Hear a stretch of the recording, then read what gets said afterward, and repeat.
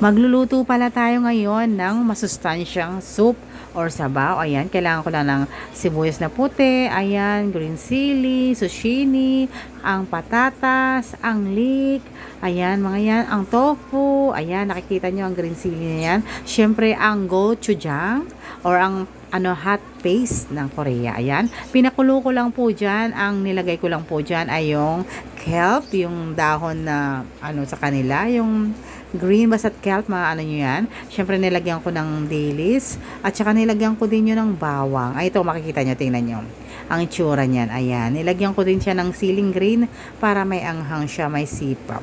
Papakuluan lang siya natin ng ilang minuto, tapos tatanggalin natin lahat yan. So ayan, tatanggalin ko na yung mga excess na kanina kasi sabaw lang po ang kukunin natin ngayon. Syempre ididikdik natin para yung katas talaga niya ay manuot talaga. So ayan, walang tayong sasayangin hanggang last drop. Napaka simple lang po ng ulam natin ngayon. Sana po magustuhan po ninyo at mailuto po ninyo ito sa inyong mga pamilya kasi masarap na, masustansya na, kasi wala po tayong ginamit dito na mga karne. So yung pinakakarne natin dito yung tofu.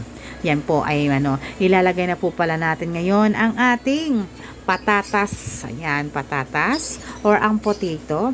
Pakukuluan lang po natin yan ng bahagya. So, nilagay ko na rin po yung onion. Kailangan ng onion. Siyempre, lalagay na po natin yung gochujang or yung hot paste. Ayan, yung para pumanghang po siya. May manamis-namis po ng konti itong hot paste na to. Hindi siya masyado manghang. So, ayan. Ayan, hahalo-haloin lang po natin ng ganyan. Tapos po, ayan, hanggang mahalo po siya. Ayan. And then, tatakpan po natin siya para sa ating pagpapakulo. Pakuluan lang po natin siya ng ilang minuto. Ayan. At lalagyan ko po pala ng chili flakes. Para po talagang gusto ko po manghang siya. So, ito, pang tanggal talaga ng mga yan, yung mga inuubo dyan, yung mga ngayon, katulad yan, ng perfect to sa cold weather ngayon. So, ayan, kumukulo-kulo na po siya. Ayan. Ilang minuto ko lang po siyang pinakuluan. Sa medium lang po yung ating yung ating apoy. Hindi po kailangan nilagay ko na po lahat yung mga natitira, zucchini, at saka yung yung tofu, yung mga leek, at saka po yung siling green. Ayan, samasamahin na natin. And then, stir natin ng konti. At syempre, ayan, pinalasahan ko lang po siya ng konting patis or fish sauce. Yun lang po pampalasa niya. So, ayan na po ang kalabasan niya.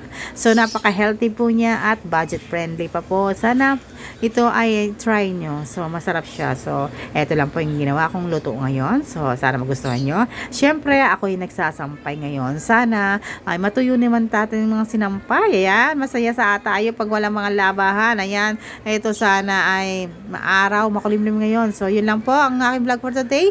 Maraming salamat po sa panonood nyo. Subscribe naman po kayo sa akin. Bye-bye po!